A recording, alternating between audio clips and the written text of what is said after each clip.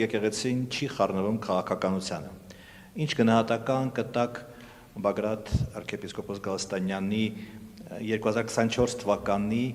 գործունեությանը, որ նա փաստորեն ղեկավարում էր անդիմադիր կամ համենայնպես հասարակական շարժումը։ Դա օրենքով արգելված չի, սակայն կարծես թե դուրս է գալիս եկեղեցու պարտականության սահմաններից։ Բագրատ Սրբազանի շարժումը սկսվեց Տավուշի շրջանում սահմանազատման, սահմանագծման գործընթացով պայմանավորված։ Երբ Գիրանցի ժողովուրդը ընդվզում ապրեց եւ ոտքի բարձրացավ։ Այդ հարցը քննարկվեց մեր եկեղեցականաց շրջանակում։ Եվ Բագրատ Սրբազանը հայտարարեց, որ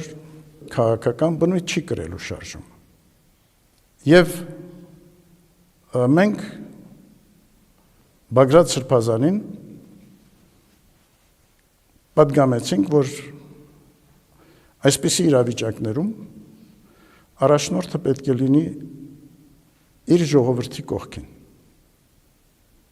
հանդերձ գալու իր հավատավոր զավակների իրավունքների պաշտպանության դիրքերից։ Հետո շարժումը որոշակի փոփոխություններ կրեց եւ Բագրատ Սրբազանը քաղաքական գործընթացների մեջ մտավ։ Այդ պահին մենք կասեցրեցինք իր հոգևոր գործունեությունը։ Հետո արդեն տեղի ունեցավ ձերբակալությունը Բագրատ Սրբազանի։ Բայց այն մեղադրանքները, որ Բագրատ Սրբազանի նկատմամբ առաջադրվում է, անհիմն են։